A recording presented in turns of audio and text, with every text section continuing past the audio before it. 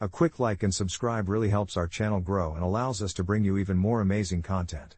Thank you for your support. In a world that sometimes feels strained by the clamor of differing tongues, I found myself at the center of a linguistic tug-of-war with my husband, Tom. I've always had a deep passion for the German language. It had been a part of my life since I was a child, nurtured by bedtime stories my grandmother would tell me in her lilting accent. When Tom and I met in college, I was amazed at how he soaked in those stories too, admiring my enthusiasm for a culture that seemed so distant to him, an American born and bred. Over the years, that admiration blossomed into love, but in the intimacy of our shared life, our once attractive differences began to fray at the edges. Tom studied German diligently for a while but soon found the nuances overwhelming, preferring to converse in the simple, comforting rhythms of English. But I loved to practice my German, and as the months slipped into years, it became my default language, a habitual comfort zone that I didn't realize was isolating him. One quiet evening after dinner, the familiar dance of our conversation took an unexpected turn when he asked me, gently but firmly, if I could refrain from speaking German at home as it sometimes made him feel excluded. The request struck me deeply. It felt like a rejection of a part of who I was, yet his eyes had that vulnerable glint that said he was struggling with his own feelings too. I was torn. Should I honor his request, sacrificing my linguistic flair for the sake of his comfort, or could I, in good conscience, continue speaking German, even if it meant detracting from our shared space?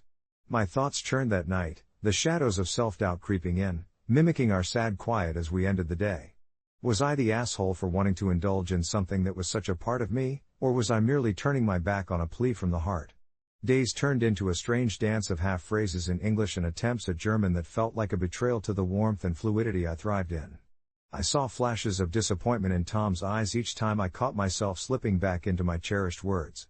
It was an unnerving cycle. Each apology towards him felt like another nail in my own heart. The bright candlelight of our evenings dimmed, booths in our favorite restaurants filled with the silence of unspoken grievances. It wasn't until a particularly stormy night that we truly cracked open the chasm between us. Sitting in our living room, rain like a relentless drum on the roof, I finally laid bare my emotions. I told him how important it was for me to retain that part of my personality, that it felt as intrinsic to my being as breathing. And there in that cozy, rain-soaked space, our hearts opened wide, he admitted that while he loved me and admired my passion, he sometimes felt like he was on the outside looking in.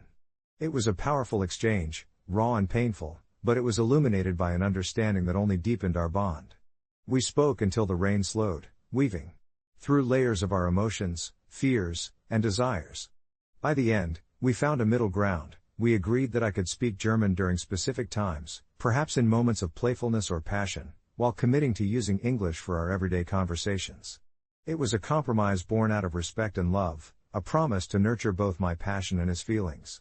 Months later, wrapped in the warmth of our love and mutual respect, I found joy in the sounds of both languages echoing through our home. I realized that love, like language, is best expressed in fluidity and understanding. We created our own little world, embracing a balance that felt harmonious, a beautiful cacophony of English conversations sprinkled with delightful German whispers. Sometimes, in those quiet moments, I catch Tom grinning when I slip into German to narrate a mundane event. It's a reassuring reminder that rather than diminishing our connection, my passion is woven seamlessly into our shared rhythm. It brings us closer, sparking late-night discussions about culture and identity, far more intimate than a mere exchange of words. As for my own internal conflict, it reshaped me into a partner who learned the beauty of compromise, whose heart echoes with gratitude for the understanding we carved from our differences. And on particularly slow afternoons, we sometimes find ourselves curled up with a book of German fairy tales, and for just a moment, the language that brought me to life becomes a bridge we walk hand in hand upon.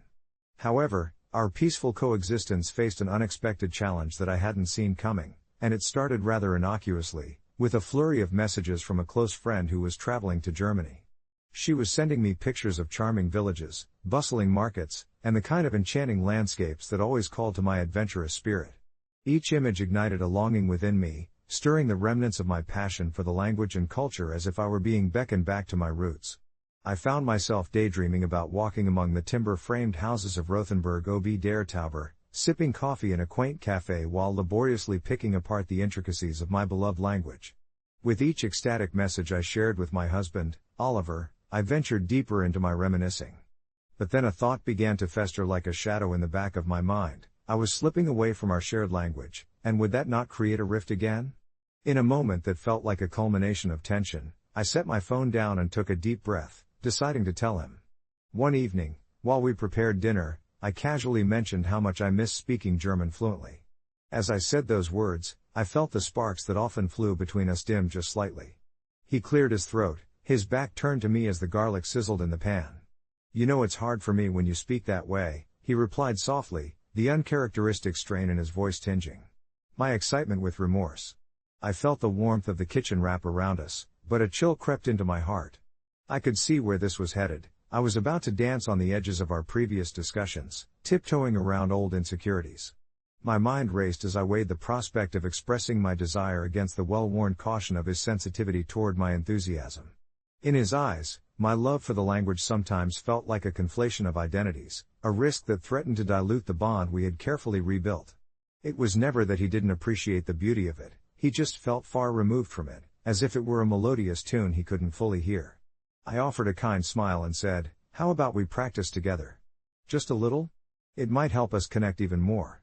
For a moment, his shoulders dropped as if a weight had been lifted, and then that familiar tension began to creep back.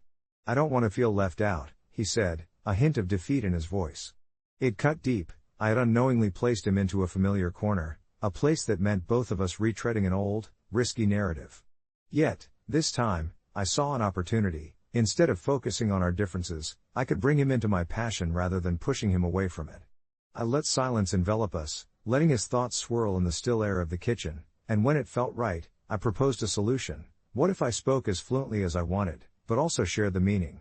I could help bridge the language too, like I did before. We could find a balance. Slowly, I watched as his frown morphed into thoughtfulness. "You truly want to bring me with you, don't you?" he asked with a cautious smile. "I do," I affirmed, the sincerity ringing in my heart, resonating through the air like the faint echo of a bell. Over the next few months, we began a new chapter together, one marked by our evenings spent in our cozy living room, dictionaries and notes sprawled around us, laughter punctuating the soft hum of our conversations. I shared with Oliver the stories behind the words, the richness of expressions and idioms that had once captivated me. I watched as his eyes lit up when unraveling the humor of a joke in German or realizing the affection imbued in a simple phrase. We even began to weave our private language, a blend of English and German that was uniquely ours. But with each passing week, our discussions deepened. The language, once a bridge and then a wall, transformed into a tapestry that enveloped us in colors of understanding. We talked about identity, culture, and our values, each thread strengthening the bond we had constructed over our differences. We shared our fears, Oliver expressing the insecurities of feeling linguistically inadequate, while I confessed my worries of losing touch with my heritage. And in those moments, the air filled with a shared understanding that surpassed words. Months later, as I nestled into the warmth of our oversized couch one rainy evening, surrounded by books and a steaming cup of herbal tea, it struck me how beautifully we had rebuilt our connection. The gray clouds draped outside, yet inside, it felt eternally sunlit with warmth and understanding. With my skin tingling from the memories of our journey, I decided to share our progress in a post on a Reddit community that focused on relationships.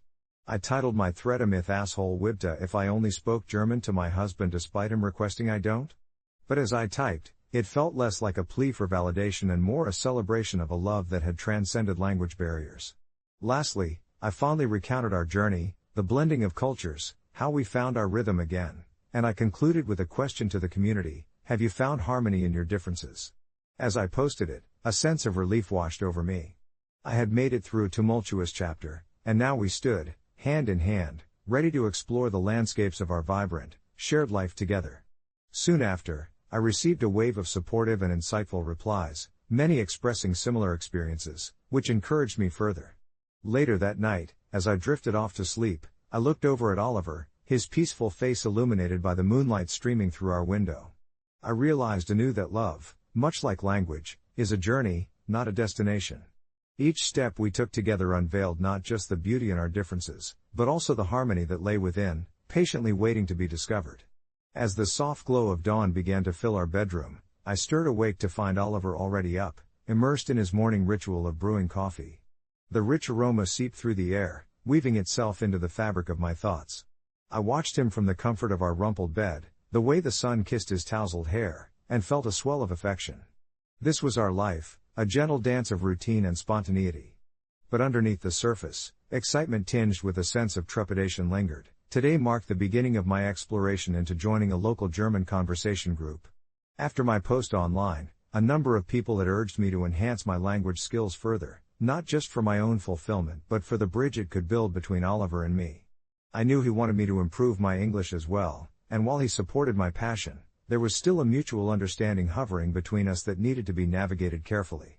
The group met in a cozy cafe downtown, where laughter mingled with the sounds of clinking cups and the soft whir of the espresso machine.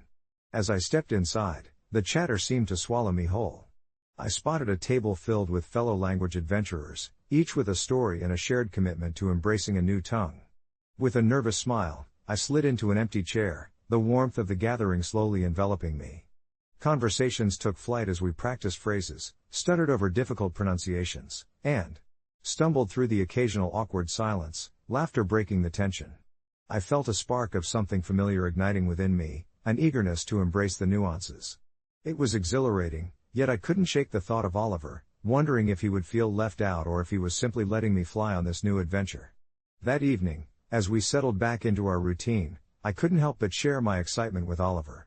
His face lit up with a genuine smile, yet beneath the enthusiasm, I sensed a flicker of apprehension. "It sounds amazing, actually," he said, pausing as if weighing his words carefully. "But promise me you'll still speak with me in English when we're home. I want you to feel free to express yourself with me fully." His earnest gaze met mine, sincerity draping each syllable in warmth. As I nodded, I could feel the weight of our unspoken understanding, a desire to balance my passion with the importance of our connection. However, the next few days were an exercise in self-discipline and compromise. I found myself wanting to slip into German more often, the phrases just at the tip of my tongue, eager to dance into the spaces we shared. But in doing so, I sometimes caught a glimpse of Oliver's discomfort, the furrowed brow when he couldn't follow my excitement, the brief silence when I spoke a sentence too rapid in my newfound confidence. This tug of war between my zeal and his request started to weigh on my heart. Were the walls I erected to protect my love inadvertently turning impenetrable? After a particularly frustrating attempt at explaining a simple story in German to him, resulting in more confusion than connection, I felt a rush of guilt clawing at my insides. I walked to the window, looking out at the twilight blending into night, the world outside a tapestry of muted colors. It struck me then how language, glorious as it could be, was a tool meant for connection, not division. Perhaps I had let my excitement overshadow the core of our relationship, and a wave of remorse flooded over me as I thought of our conversations where he patiently navigated between my two languages. That night, I made a decision. I turned to Oliver, who was curled up with a book of his own, and took a deep breath. "How about we create space for both?" I suggested softly, and he glanced up, surprise flickering across his features. "Let's set aside specific times for German. And when you're tired or lost, I'll be right here, ready to help you navigate back to English. Let's learn together." His eyes shone with a mix of understanding and relief as a smile broke across his face. In the following weeks, we embraced this newfound rhythm. Each night, we dipped into German for a little while, navigating through stories, fairy tales we both loved, or snippets from the news that intrigued us. When the words stumbled, we laughed until our stomachs hurt, and I cherished the look in his eyes as they sparkled with shared discovery and patience. Our evenings were filled with light-hearted attempts at pronunciation, playful teasing when one of us would mix up words, and the comforting realization that no matter the language, love threaded itself seamlessly between us. As I lay in bed amidst the whispers of night, I smiled, feeling a warmth blanket around my heart. I had aimed for fluency, but what I had found was something richer, an intimacy forged through compassion and understanding. Each mistake became a stepping stone, revealing the path that lay not just to understanding German, but deeper connections that breathed life into our relationship. The journey of language became a metaphor for our love story, filled with missteps yet painted with the beauty of growth, both together and individually. And as I reached for Oliver's hand, I realized that love, like language, was a living, breathing entity, forever expanding, ever changing, but always anchored in the safety of shared affection. I never imagined my life would turn into a reality show, and yet here I am, sitting on my porch with a cup of lukewarm coffee, replaying the whole mess in my head. You see, I share custody of my two kids, Clara and Jake, with their mother, Sophie. We navigated the stormy seas of divorce with a semblance of civility, or at least I thought we did. But when she informed me she was being deployed for 6 months, my heart dropped. Not because she was going away, this was her career after all, but because of what it meant for our kids. Sophie married Matt, a guy I've never really clicked with. He's a nice enough guy, sure, but there's something about him that makes me uneasy, especially when it comes to my kids. As deployment day approached, it became clearer that Matt would be the primary caretaker. I felt a knot of anxiety tightening in my stomach, especially after hearing some stories from friends about step-parents not being all they're cracked up to be. I had a chat with Sophie before the big day and the topic came up. She was oblivious to the little voice in my head telling me, "What if he's not a safe choice for your kids?" I mentioned my reservations, trying to tread lightly, but the look on her face made me feel like I had toppled a stack of fragile glassware. The conversation quickly turned into a heated debate. "He's their stepfather, he loves them just as much as you do," she had said, her voice rising. I tried to explain my perspective, but it felt like I was shouting into a whirlpool. When Sophie left for deployment, my anxiety only swelled. I finally had a heart-to-heart with myself and decided to reach out to her via text. "I can't let the kids stay with Matt while you're gone," I typed out, heart racing. I knew it was a bold statement, but I felt it was necessary. But the moment I hit send, I felt that familiar pit of doubt unearth itself. Did I cross a line? A few minutes later, my phone chimed, and her response was swift and vehement. "You can't just decide that without discussing it. He is their stepfather." I wanted to explain how uneasy I felt, but instead, I simply felt a wave of guilt wash over me. After what felt like an eternity of back and forth texts, I told her flat out that this wasn't about her, or even Matt, but my kids' safety and well-being. The silence that followed was deafening and uncomfortable. I hung up feeling like I had ignited a harsh storm. I thought about Clara and Jake. I could picture them standing there with us as Sophie packed her bags, tears pooling in their innocent eyes. I wanted to protect them, but was I truly the asshole for trying to create a better environment for their safety? We eventually settled on a temporary solution, where the kids would stay with my parents while Sophie was away. But the tension between Sophie and me took longer to ease. I still think about that day and wonder if I made the right call. Maybe I'm overprotective, or maybe deep down I just didn't trust Matt. Regardless, I'm still waiting for things to settle. It's hard to navigate the choppy waters of co-parenting when all anyone wants is peace. I guess I'll figure it out as we go along, one day at a time, hoping to find some clarity amidst the chaos. The weeks that followed were like a slow drip of rain, each day heavy with uncertainty. I kept rationalizing my decision, telling myself I was only acting in my children's best interest, but it felt different when I was alone with my thoughts at night. My parents had welcomed the kids with open arms, their house filled with laughter and the occasional squabble over toys, but every time I left them there, a knot would tighten in my stomach. I had spent years feeling like the steady, guiding hand, and handing that responsibility over, even temporarily, was daunting. My phone buzzed on the kitchen counter one Thursday evening, pulling me from my reverie. It was a message from Sophie. My heart skipped. It had been a few days since we last spoke, and I didn't know what to expect. It read, "Can we talk?" That single sentence felt like a prelude to a storm. I knew it would lead to either a breakthrough or another wave of conflict. I hesitated for a moment, the screen lighting up my anxious face as I typed, "Sure, when?" After a few agonizing minutes, she replied, "I'm free after the kids' bedtime," which was just a few hours away. I spent those hours pacing my living room, running through countless scenarios in my head, silently rehearsing my lines, clutching at the fragile threads of our co-parenting arrangement. When the clock finally struck 8, I sat with my hands tightly wrapped around a mug of lukewarm tea, my heart thudding. The kids were happily lost in a story with my parents, and for the first time in weeks, the quiet felt like both a blessing and a curse. Sophie arrived just as the moon peeked through the clouds, casting an ethereal glow across the room. I motioned for her to sit, and there was an almost palpable tension in the air, thick enough that I could almost taste my apprehension. "Can we put everything on the table?" she started, her voice steady but laced with a subtle edge of frustration. I nodded, steeling myself for what was sure to be a tricky conversation. She spoke about her deployment, the fears and uncertainties she faced, not just with her job but the lingering anxiety about who was taking care of her kids while she was away.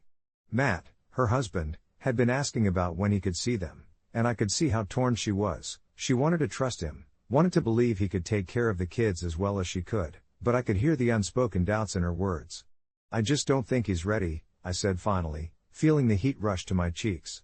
"He's only been part of their lives for a little while, and they're still adjusting. I can't just let them go without knowing they're safe. That's what it comes down to, isn't it? She replied, her voice rising slightly. You don't trust him. You don't trust me. The accusation hung in the air, sharp and biting. I opened my mouth to respond but then closed it again, realizing that the truth was more complicated than that. It wasn't just distrust, it was coming from a place of love. My love for our kids made my instincts flare up like a wildfire. I want what's best for them, Sophie, I finally said, words mostly clipped, the emotion backing them sending tremors through my chest. But I've seen what can happen when things go wrong. What if he loses control? What if they don't feel safe?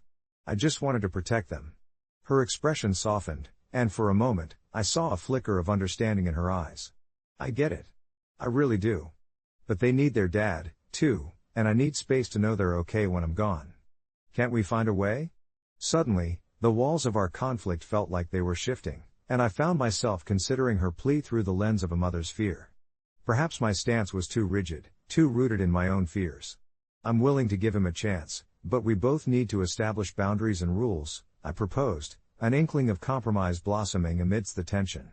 As we talked, laying everything on the table, I started to envision a plan, one that we could both agree upon. It felt good to share the weight, and that heaviness lightened just a little. By the time we parted ways that night, I felt a cautious optimism. I still had my reservations about Matt, and perhaps that wasn't going to change overnight. But we had taken a step forward, and I clung to that. As I tucked myself into bed later, the moonlight lining my room with a silver glow, I felt a little more centered. I didn't know what the road ahead would look like, but I hoped that we could navigate it together. I fell asleep that night dreaming of balance, of co-parenting that resembled a dance, one careful step at a time, learning to trust the rhythm while keeping the safety of our children in mind. Days turned into weeks, and as Sophie's deployment drew closer, I was learning that compromise didn't signify weakness, it was a bridge toward understanding. As for an update, I'd say it's a work in progress. I still worry about Matt and keep communication open with Sophie. But every time I see my kids laughing and thriving, whether at my parents' house or during a brief visit with their dad, I understand that we're crafting a new kind of family, one rooted in collaboration and love. Maybe that's what peace really looks like for us, each day, each decision, building our way to a place where everyone feels safe. As Sophie's deployment drew closer, I was learning that compromise didn't signify weakness, it was a bridge toward understanding. As for an update, I'd say it's a work in progress. I still worry about Matt and keep communication open with Sophie. But every time I see my kids laughing and thriving, whether at my parents' house or during a brief visit with their dad, I understand that we're crafting a new kind of family, one rooted in collaboration and love. Maybe that's what peace really looks like for us, each day, each decision, building our way to a place where everyone feels safe.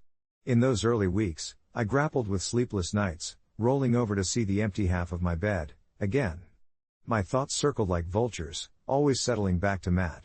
I'd heard rumors about his past, how he wasn't just another face in the crowd, but a man who had stumbled through some shady days before cleaning up his act. I wanted to trust Sophie's judgment, but that nagging voice in the back of my mind made it difficult to unwind. One afternoon over coffee at our usual cafe, I shared my concerns with Sophie. She sat across from me, brow furrowed, and I could tell my worries were weighing on her heart. You know, it's not easy for me either, she sighed, stirring her drink absent-mindedly. I chose to be with Matt because I saw the good in him. I feel torn, really. But I'm the one in the middle. Her honesty, raw and tangible, made that barrier between us feel thinner for a moment.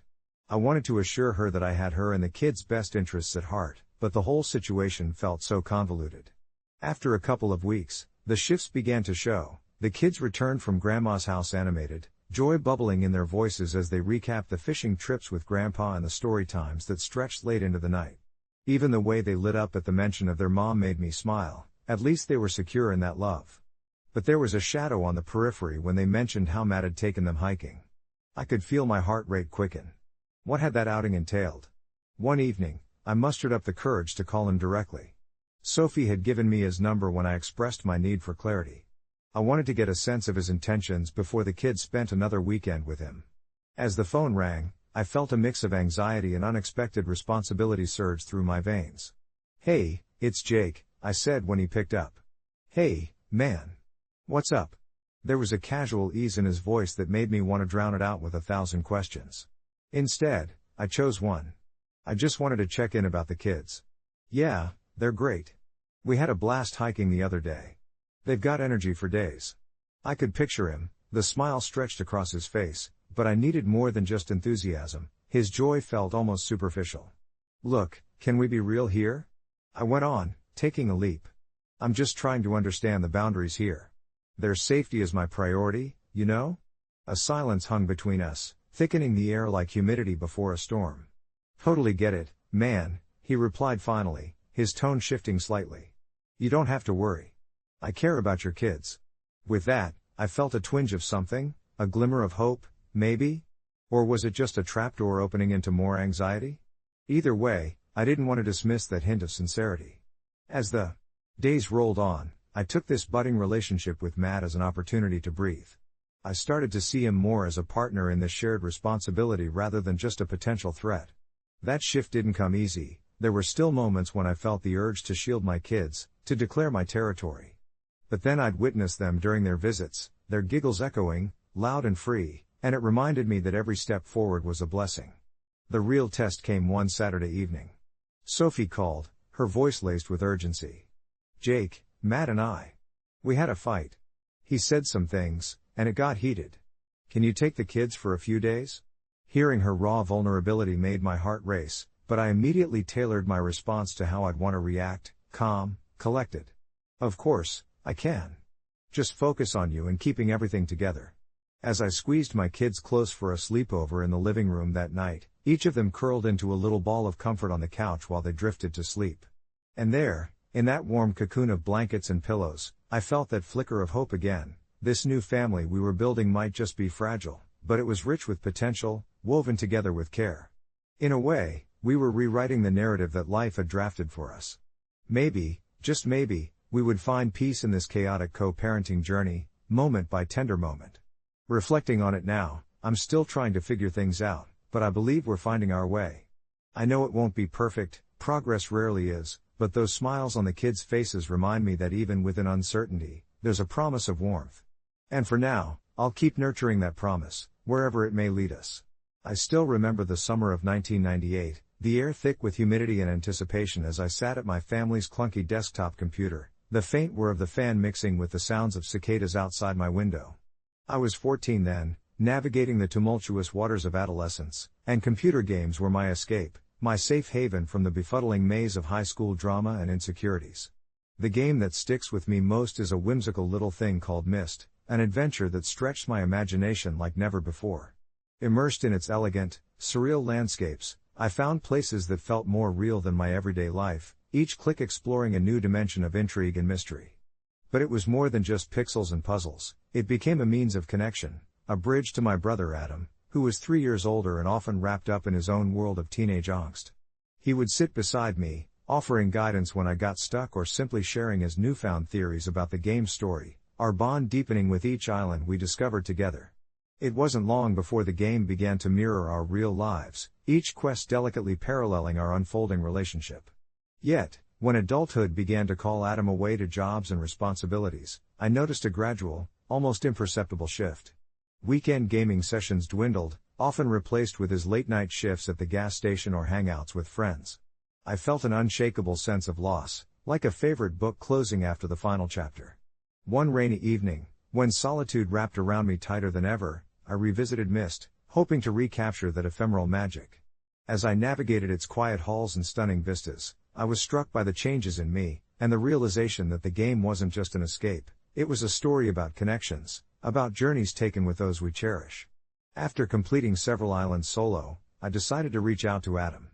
Over text, I invited him to jump back into the game with me one weekend, hoping to rekindle a piece of the childhood camaraderie we once had. Much to my utter surprise, he replied almost instantly, his excitement ringing through the words as he recalled our adventures together, and just like that, we planned a gaming marathon for the following Saturday. When that day finally came, there we were, side by side once again, uncanny echoes of our younger selves filling the living room as laughter and strategy flowed freely. As we explored a world built on connection, I realized that sometimes, life's greatest quests are those that bring us back together. In the end, Myst was more than a game, It was a reminder that bonds can fray but never truly break, provided we're willing to return to the roots of our connection. It was comforting, the way we fell into that easy rhythm of conversation and cooperation, the game serving as a catalyst for conversations we didn't even know we needed. As I sink back into that familiar world, I can't help but look forward to what mysteries await us, both in the game and in our lives. Update: after that weekend, we ended up making it a monthly tradition, turning our gaming sessions into deeper conversations about life, dreams, and the things we were too uncertain to voice otherwise.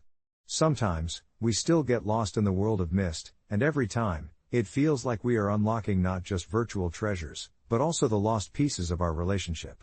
It may seem trivial to some, but to me, it was a reminder that sometimes all it takes is a simple game to stumble across the hidden depths of love and connection.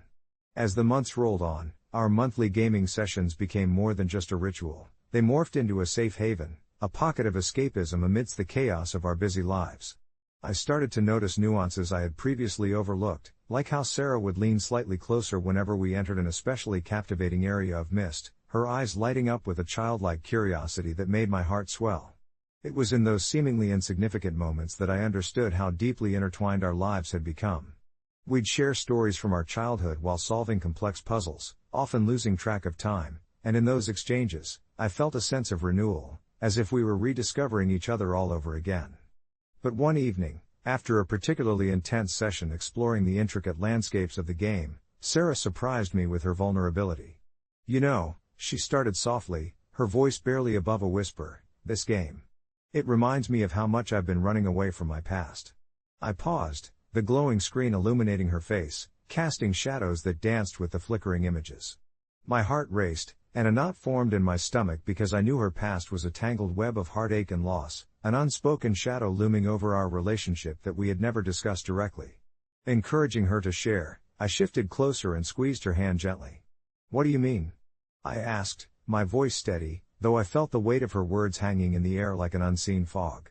She inhaled deeply, as if gathering the courage to traverse this new terrain. "I think," she began, her gaze drifting to the screen, "that I've been afraid to get lost in something real again. I felt that with you, but there's a part of me that still feels like I have to keep one foot out, just in case." Her admission hung there, raw and vulnerable, and I felt an intense urge to reassure her. "You don't have to be afraid with me," I said earnestly. "I'm here. We're in this together." I could see the flicker of doubt in her eyes waver like the flame of a candle, but still, she held back. The evening drifted on, the world of Myst fading away as we navigated through our own emotional landscape, a puzzle far more complicated than any game could present. Over the following weeks, we began to peel back the layers of our histories during these gaming nights. We made it a point to share not only our dreams but also our fears, pondering the choices that led us down our respective paths. Each session felt less like an escape and more like a step toward understanding each other. I recounted my teenage insecurities, how I'd grappled with acceptance, the sting of feeling like an outsider even in my own friend group, while she shared about her family dynamics, the pressure to succeed, the fractures in family ties that had scarred her trust. As our screens displayed vibrant worlds filled with mystery, we delved into darker corners of our hearts, discovering fragments of ourselves we had kept tucked away until now.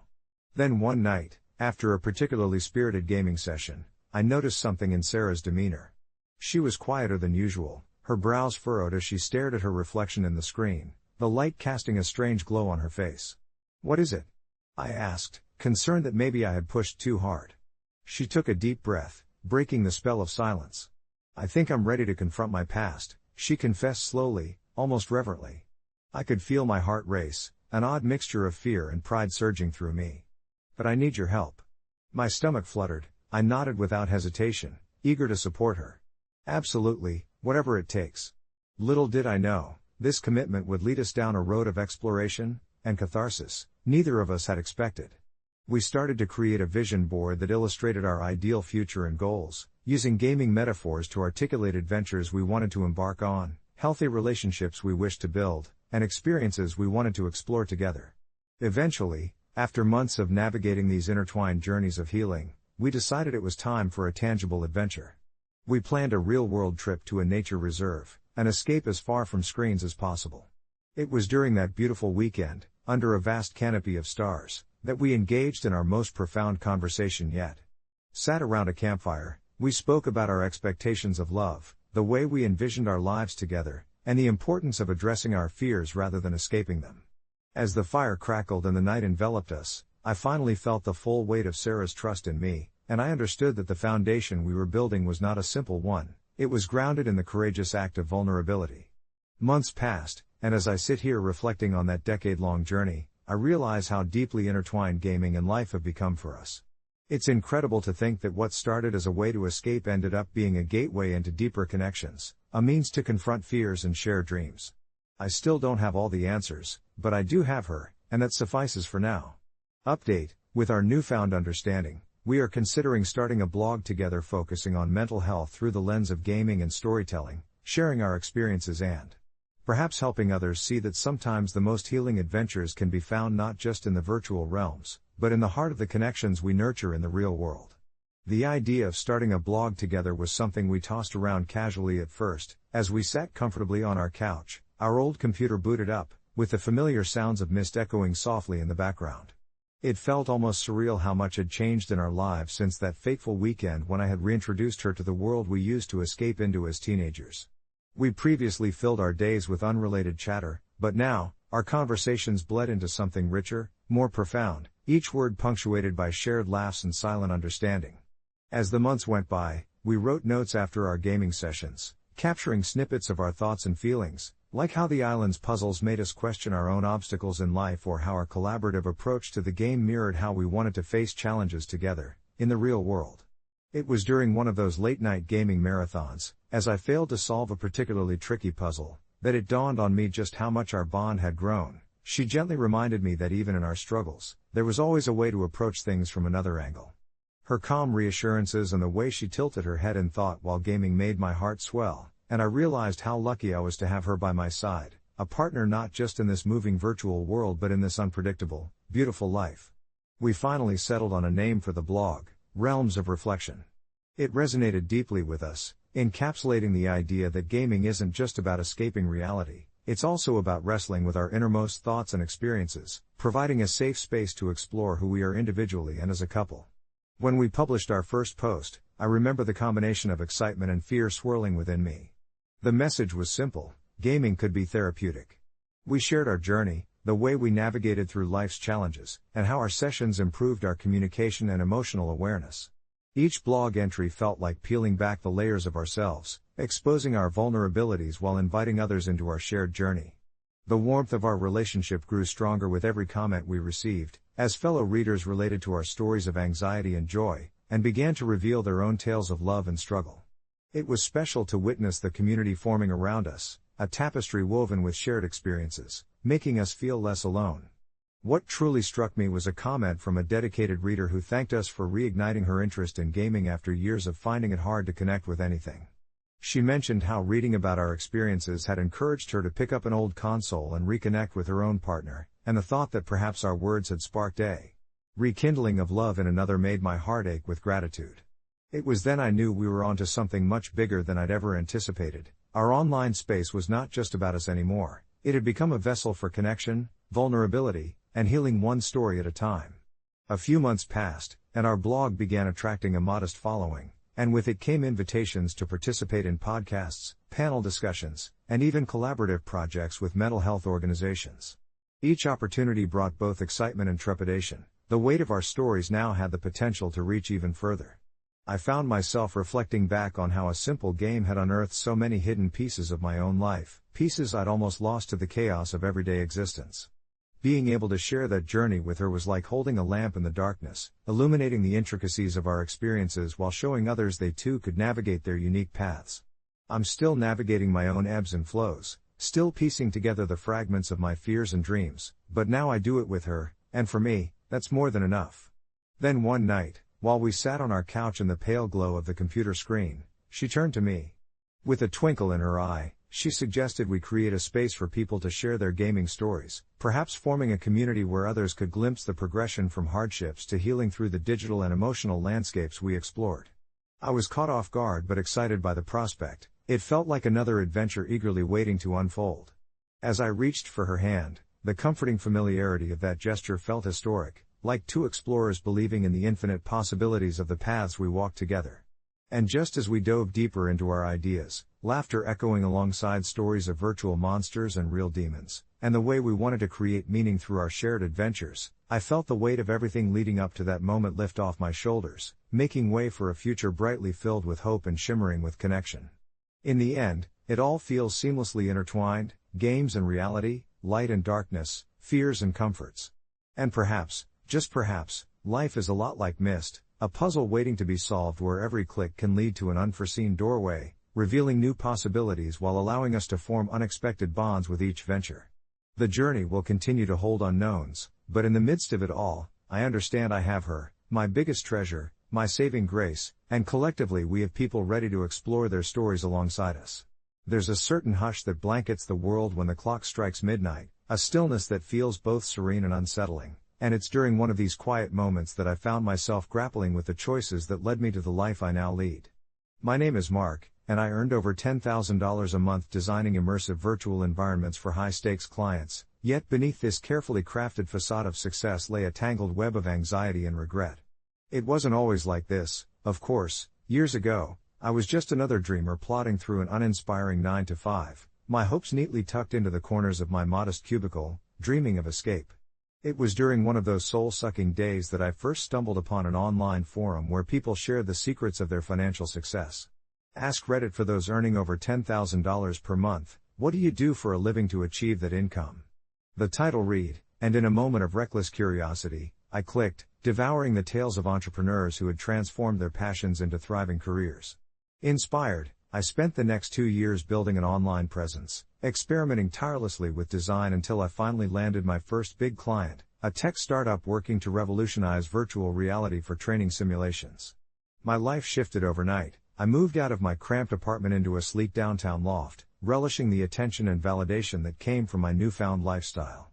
But soon after the novelty wore off, whispers of doubt crept into my mind, late nights hunched over my screen, a carousel of client demands, and the pressure to maintain an image of success turned my triumph into a mundane cycle of anxiety. All I could think about was whether I was truly happy or merely living a facade of fulfillment, and the divide between my desires and my reality grew deeper. One evening, while preparing for another video call with a particularly demanding client, I overheard my neighbor, Sarah, talking in animated tones about her plans to quit her corporate job and start her own baking business. It was unpredictable, unstable, yet the fervor in her voice was palpable, filling the hallway with passion, something I hadn't felt in months. I couldn't help but feel a pang of envy and nostalgia. Her pursuit of happiness felt genuine, unlike the hollow satisfaction my success seemed to offer. As I lay in bed that night, the glow of my monitor casting a bluish hue across the room, I felt a wave of self-doubt wash over me, culminating in a gnawing question: was the money really worth it? Unable to shake that lingering thought, I resolved to confront my reality. The very next morning, I reached out to Sarah and, over coffee, shared my journey, confessing my admiration for her liberating choice. We talked for hours, bonding over our dreams and fears, and by the end of the conversation, an idea sparked in my mind: what if I started a side project, perhaps a collaborative digital art installation that combined both our talents? I could provide the technical expertise while she infused the narrative with warmth and connection. It wouldn't be about the income but the joy of creativity and collaboration. The following weeks were transformative. As I chipped away at this new project, the excitement coursed through me like electricity. I felt invigorated as I would work late into the night, not because I had to, but because I chose to, and my perspective began to shift. My clients noticed my renewed passion as well. My work improved and the projects became less of a burden and more of a form of expression. The joy that emanated from the collaboration poured into other aspects of my life, rekindling friendships and bringing more laughter into my home.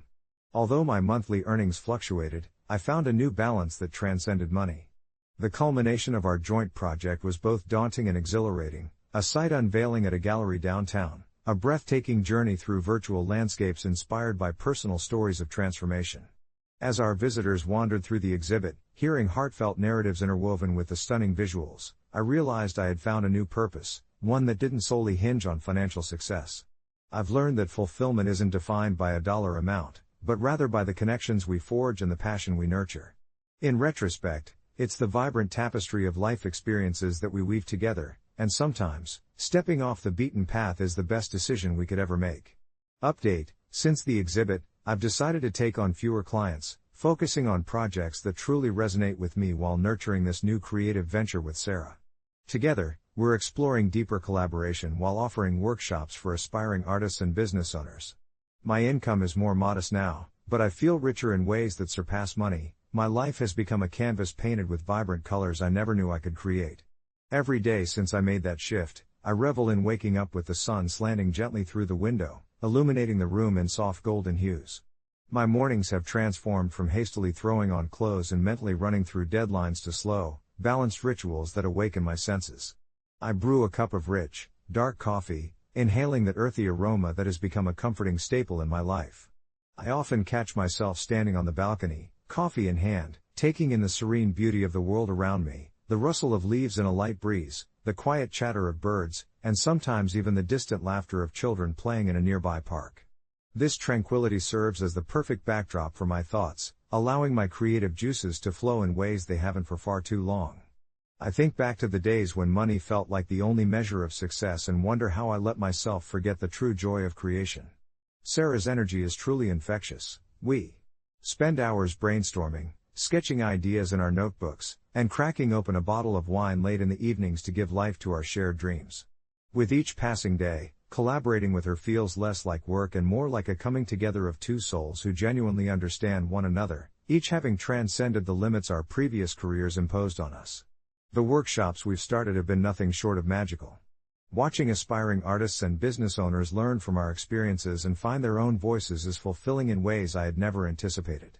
Each session is filled with laughter, creativity, and a shared commitment to drive our passions forward, and I'm beginning to see the glimmers of their potential reflected back at me.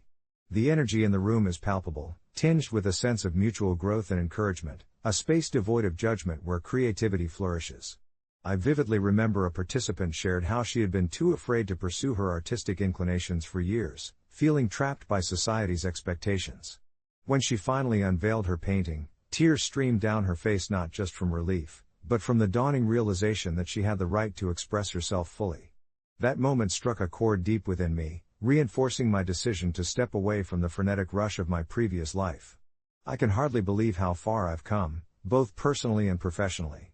Sure, the financial stability I used to enjoy has been replaced by a more modest existence, but the richness I experience now is found in the moments made of laughter, creativity, and vulnerability. I've learned to redefine what it means to feel fulfilled. It's more layered and genuine than I ever imagined.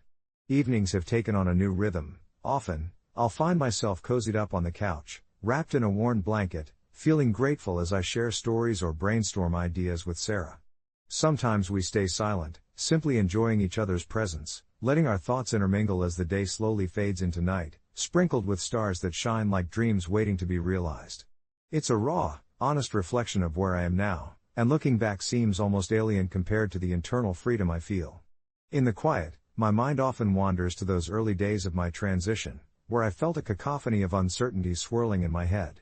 There's that small part of me that occasionally whispers doubts, wondering if I should be chasing after clients again or regretting my slower, more intentional pace.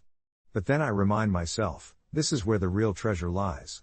I reconnect with that vibrant sense of purpose, the voice that once drowned under the chaos has returned, more robust than before. It tells me to trust the process, that fulfillment won't be measured by one's bank account but by the lives I touch, including my own, that stepping off the beaten path is not merely a reluctant retreat, but rather a brave journey into the wilderness of possibility. A little part of me even wonders if I could ever go back. I feel like a bird that's finally taken flight, feeling the exhilarating rush of wind beneath my wings, and now, the thought of confinement is laughable. And while I acknowledge the practicalities of life, utility bills and groceries, there's an undercurrent of excitement that pulses through me at the thought of exploring all these new possibilities with Sarah. Together, we're embarking on more than just a venture, we're cultivating a community of dreamers and creatives, revitalizing the world around us as we push toward a shared vision. The fact that I am earning less doesn't feel like a loss, rather, it is an investment in a richer life, one that sings with authenticity and connection. As I lay in bed each night, I find comfort in knowing I have overcome the doubts that once clawed at my heart. Weaving the threads of passion and purpose into the fabric of our daily lives feels like the ultimate act of rebellion against the voices that once dictated what success should look like. The canvas of my life is expanding, and I look forward to the beautiful strokes that are yet to come, eager for tomorrow's sunrise and the promise of new beginnings it holds.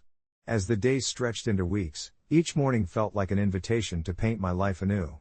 Mornings were no longer merely a ritual of waking and rushing, but rather cherished moments where I could savor a steaming cup of tea, feeling the warmth seep into my palms while sunlight streamed through the window, illuminating the wooden floors in soft golden hues. With Sarah by my side, our partnership blossomed both in art and in life. We crafted workshops that not only encouraged budding artists but also drew in small business owners eager to translate their passions into viable enterprises. There was something profoundly satisfying in sharing our knowledge, watching individuals rediscover their dreams, their eyes alight with the spark of possibility. One day, as we wrapped up another successful workshop, I noticed Clara, a quiet woman in her 40s, lingering behind. Her hands trembled slightly as she set her finished piece on the table, a vibrant painting that depicted a sunlit garden, reminiscent of her childhood home.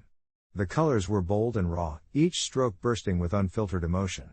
Approaching her, I could see the tears pooling in her eyes, reflecting a swirling mix of pride and vulnerability. "I haven't let myself paint in years," she confessed, her voice shaking. "I forgot what it felt like to create something that was just me." As she spoke, I realized how deeply our workshops touched lives beyond mere art. We were touching on the core of what it meant to be human. Feeling an overwhelming surge of empathy, I reached out, squeezing her hand gently.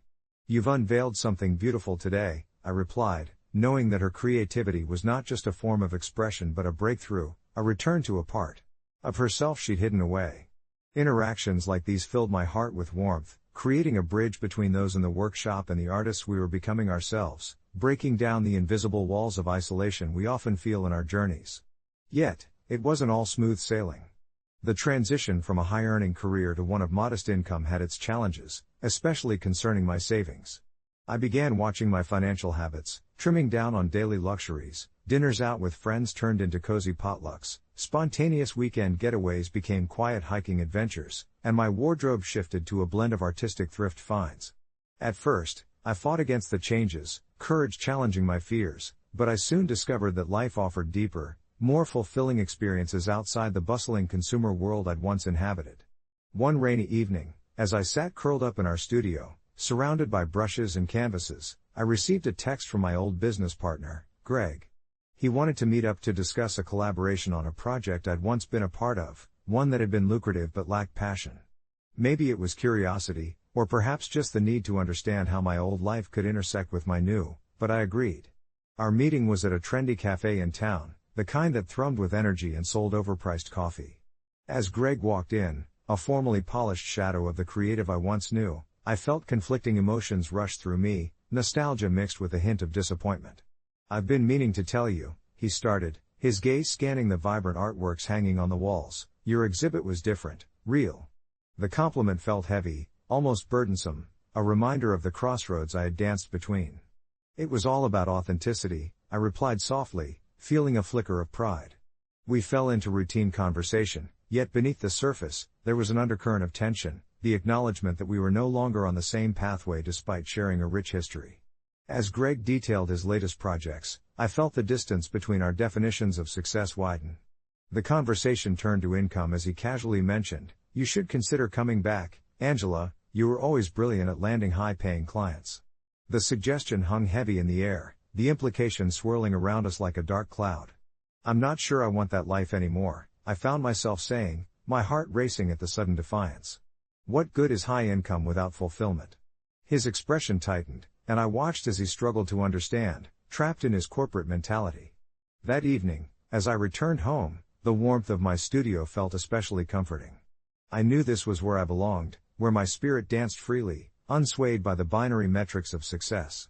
In the following weeks, my resolve only strengthened. Clara returned to our workshops, her growth a small but significant testament to our collective purpose. The pieces we were crafting transcended the canvas, forming a community where passion wasn't measured in dollar signs but in authentic connections. As I lay down each night, the worries about finances certainly still lingered, but they grew quieter, overshadowed by the vibrant tapestry of newfound purpose in my life. I realized wealth truly resided not in bank accounts but in the moments we shared, laughter over a shared meal, the joyous shouts of a budding artist celebrating their first piece, or even the quiet contentment of painting side by side with a friend. And eventually, one evening as dusk settled, painting with Sarah in the fading light. I listened to her quiet humming, a simple melody so soothing, it seemed to weave itself around us like a shawl. She turned to me and smiled, and something in that moment clicked. The threads of our separate lives were intertwining, building a hopeful future filled with colors yet to come. Each night, as I drifted into sleep, I surrendered to the beauty of the unknown that awaited with the dawn, grateful for the shadows that led me here, confident that whatever lay ahead, I would continue to create my story one brushstroke at a time. They say that family gatherings can bring out the best and worst in people, but I didn't realize just how deep the wound could cut until that Saturday evening at my cousin's house. It started innocently enough, the aroma of baked lasagna wafted through the air, mingling with laughter and the clinking of wine glasses. Family members gathered around, catching up, reminiscing, and sharing stories from the past, and I had joined in, feeling that familiar blend of comfort and anxiety. You see, I was always the sensitive one in the family, overly emotional, easily offended, so as I sat there, listening to tales of my cousin Lucy's recent engagements and her plans for marriage, my heart felt lighter amidst the cheerful banter. But then, in a twist I didn't see coming, Lucy, in her exuberance, turned the spotlight onto me. "What about you, Jenna? Still single? I mean, at your age?" She trailed off, a smirk forming at the corners of her mouth, while a few chuckles erupted around the table. In that moment, a familiar pang of humiliation rushed through me, clashing against the happiness around me like a sudden summer storm. I had always tried to take the high road, to brush off the barbs and the subtle criticisms, but this time, a suffocating heat surged through me, igniting a fire I hadn't anticipated. While everyone laughed, I felt the weight of my solitude pressing down hard on my chest. I noticed my mother's eyes dart towards me, filled with concern, but Lucy continued her teasing, commenting on how you can't be too picky, as if my worth was reduced to my marital status. I smiled weakly, nodding along, but internally, I was anything but jovial. As the laughter settled, I decided to excuse myself, perhaps a walk would clear my head. I slipped into the kitchen, where the centerpiece of the gathering awaited, a stunning, beautifully decorated vanilla cake adorned with fresh fruit. It had always been a family favorite, and as its fragrant sweetness enveloped me, I felt the anger bubbling just below the surface. I didn't know what came over me, but suddenly the idea of taking that cake felt like a rebellious act against the emotional daggers lodged in my heart. In a moment of impulse, I cut a generous slice, placed it on a plate, and with my resolve set, I headed for the door. The cool evening air hit my face as I wrapped my cardigan around me tightly, trying to physically hold in the swirl of emotions that threatened to spill over. I drove home in a daze, the cake still resting in my passenger seat, and the weight of my actions began to settle in the pit of my stomach. Was I really so petty to leave a family gathering with what was supposed to be a shared joy, all because of a hurtful remark? By the time I reached home, I was engulfed by confusion and guilt. As the sun dipped below the horizon and shadows danced across my living room, I dropped the plate onto the coffee table, staring at the perfectly frosted slice as if it were an artifact of my latest emotional breakdown. I tried to convince myself it was about self-preservation, about valuing myself beyond what others deemed worthy, but I knew deep down I was struggling to find validation in the most childish of actions. Later that night, as I sat hunched over on my couch with that slice of cake in hand, the sweet flavor somehow tasted bitter on my tongue. I pulled out my phone, contemplating sharing my story on a Reddit community like AITA to get a sense of perspective, but instead, I spent my evening lost in thought, replaying the events over and over like a record on a loop. I knew I wouldn't be welcomed back with open arms after this little incident, but more importantly, I also recognized that the love I sought in the laughter of my family was something I needed to cultivate within myself. Sometimes, it's easier to blame others for our pain rather than confronting the inner void we're trying to escape. Days later, I volunteered to host the next gathering. It was time to face my fears, and yes, offer an apology, not for taking the cake, but for reacting the way I did. As I whipped up a new dessert, a bounty of chocolate truffle cake, I decided I would address the elephant in the room with a smile. Upon entering the room that day, I felt my heart race, and as I looked into the familiar faces of my family, I took a deep breath, ready to reclaim not just a slice of cake, but a piece of my happiness. And if that meant setting boundaries and communicating my feelings, then so be it. After all, sometimes family gatherings call for more than just good food, they demand a little honesty. As I stood at the entrance, cake box cradled in my arms, a slight wave of apprehension washed over me. I could already hear the laughter and familiar voices, each echo stirring a blend of nostalgia and dread. Family gatherings had never been easy for me, especially after last year's disastrous Christmas dinner, where playful jabs turned into a full-blown roast of my life choices. I'd left that evening with my pride bruised and my spirits deflated, clinging to the memory of my half-eaten slice of pumpkin pie as if it were a lifeline. Now, however, with this chocolate truffle cake crafted from my heart, I wanted to approach things differently. Maybe the key was to balance affection with honesty, to sprinkle a little truth into the convivial chaos of family life. As I stepped into the living room, the scent of cinnamon and pine wafted through the air, wrapping around me like a familiar hug. The tree stood tall in the corner, adorned with mismatched ornaments that represented years of shared experiences, each with its own story to tell. My cousins sat in clusters, animatedly discussing their latest accomplishments, promotions, engagements, and this Christmas' hottest gifts. I wanted to join in, to share my own victory, which was simply surviving a year of self-reflection and personal growth.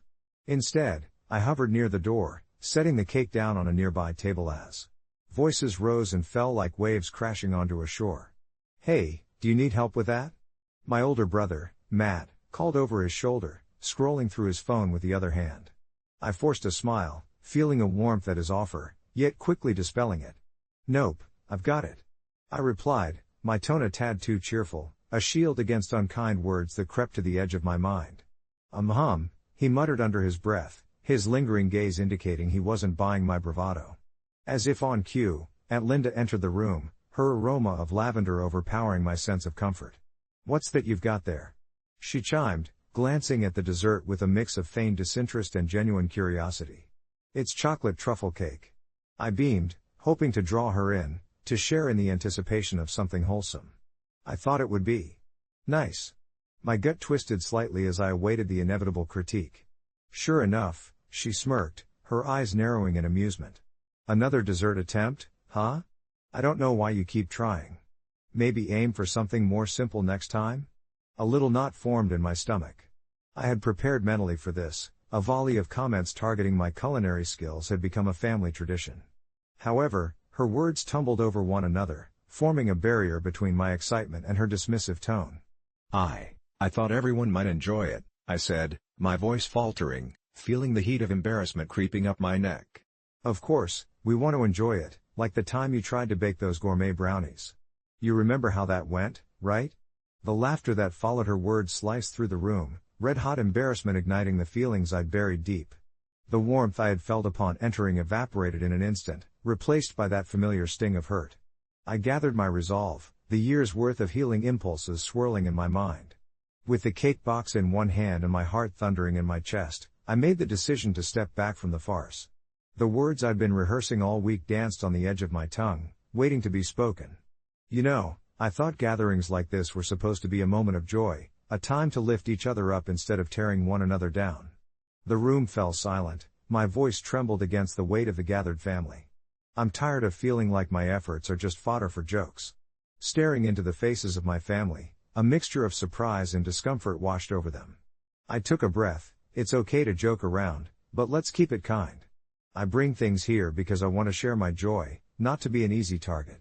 The cake was my emotional anchor, a creation that represented the energy and thought I poured into every layer, and as I held it firmly, I began to feel the walls of isolation slowly crumble.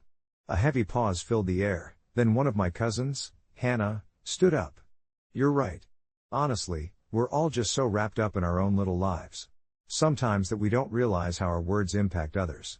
Her honesty served as a reminder that beneath the laughter, we were all human, wrestling with our insecurities. As she spoke, I noticed the softening in their expressions, a newfound awareness glinting in their eyes. Aunt Linda swallowed hard, her expression shifting from smugness to contemplation. "I'm sorry," she said, her voice surprisingly gentle. "I didn't mean to hurt your feelings. I'm proud of you for trying something new." The corners of my mouth lifted slightly as I observed the shift unfolding. Emily, another cousin, chimed in next. "Yeah, let's put a stop to old traditions that make someone feel less than. How about we try a slice together?" With that simple gesture, I felt the tension dissipate. As I retrieved my cake, my heart began to heal, the forks gleaming beneath the light like beacons of hope for new beginnings. In that moment, I realized reclaiming my happiness wasn't just about addressing the hurt, it was about reminding them of the strength found in honesty and vulnerability. As the first slice was served and laughter resumed, I felt like I was finally leaving behind the shadow of last year's self-doubt, replacing it with the light of acceptance and love. Weeks later, I'm scrolling aimlessly through my phone when I notice a text from Matt. "Hey, Mom says your cake's a hit. You should bring it to the next get-together, too." I chuckled quietly, tapping on the screen to respond. "Will do. And this time, I might just bake something with vegetables." His reply came instantly, "As long as it's not another gourmet disaster." The laughter I shared with my family that night still echoed in my heart, an ongoing reminder that vulnerability opens doors, nudging us all to grow together, cake in hand. As I sat with my phone in hand, memories of that evening flooded back, carrying with them an assortment of flavors, scents, and sentiments. I could still taste that rich chocolate truffle cake, its smooth texture melting away as I shared it with my family, and the way the subtle sweetness of laughter filled the air just as much as the dessert. The incident had unlocked something deeper within our family dynamic, particularly between myself and my siblings, who had, more often than not, let the familiar warmth of gathering slip into passive-aggressive banter or awkward silences over the years. I found myself reflecting on how, for so long, I had worn my feelings like armor, believing that silence would shield me from judgment. Yet, the night I took my cake and my voice to that gathering felt like shedding an old skin, the uncomfortable weight of unresolved tension replaced by unexpected revelations. Everyone had their share of struggles, insecurities, and misunderstandings. Even my brother Matt, who always seemed to flit through social interactions with a devil-may-care attitude, had approached me afterward with more sincerity than I had anticipated, apologizing for teasing me. Over the years. "You know, I sometimes took poking fun at you for the laughs, but it hit me that maybe I was just scared you'd never find your place among us if I didn't make you laugh," he said, scratching the back of his head sheepishly. I appreciated the hidden layers beneath his light-hearted facade, and it was in that moment I realized how we all had this habit of using humor as a safety net, a distraction from exploring feelings that might seem too heavy to hold. Weeks turned into a month, and that gathering was a thread of joy woven into our complex family tapestry. I received sporadic texts from Matt, including silly memes and inside jokes, an invitation to keep the dialogue open. It became evident that while humor deflected deeper conversations, it also paved the way for them. We grew comfortable with these new forms of communication, intertwining laughter with the honesty I had begun to embrace. It was a dance, each step closer to connection that sent out ripples of understanding. One day, in a moment of spontaneity, I whipped up another dessert, a bright carrot cake with warm spices and a rich cream cheese frosting, reminiscent of my childhood. I decided to bring it to the next informal family barbecue, hoping to extend this bridge of vulnerability further. As the day approached, I felt the familiar tingle of excitement mixed with a sprinkle of anxiety. I hoped the atmosphere would echo that previous encounter, filled with both sweet and savory exchanges rather than resulting in silence laden with unexpressed feelings. When the day finally arrived, I went through a whirlwind of emotions, bustling through the kitchen with my cake in hand, feeling proud when family members admired my baking skills. But deep down, I noticed the flutter of worry creeping in as I waited for but that friends and family often added to compliments. "This one is lovely, but..." To my surprise, however, the admiration flowed seamlessly, encouraging conversations that built upon one another rather than deflating at any sign of pressure. I found myself having a heart-to-heart with my cousin Lisa, who confided her own struggles with balancing expectations from family and career. We laughed, remembered joys from our childhood, and marveled at how our family had evolved. The night unfolded in a tapestry of dialogue and connection, punctuated by delicious bites of cake and rich laughter. I noticed Matt laughing heartily after recalling one of my kitchen's disasters, only to pause, trendy drink in hand, and add, "But the way you turn this into a thing is what makes you special. I'd never have the courage to put myself out there like that." It struck me how my willingness to assert my feelings had formed a ripple effect, encouraging honesty around the table, transforming our conversation into mirrors reflecting our vulnerabilities. And in that moment, I realized that the laughter, the mixed flavors of cake, and the weaving together of our stories were intertwined. Expressions of love and acceptance. As the gathering came to a close, I left that night with more than just the satisfaction of having baked another delicious cake. I carried with me a deeper understanding of vulnerability, one that left room for growth, connection, and an unshakable sense of belonging. And so, in the days that followed, the narratives we shared became evolving chapters. Each cake I brought to the table was a fresh page in a family saga, where laughter, honesty, and love continued to rise just like the desserts that brought us together.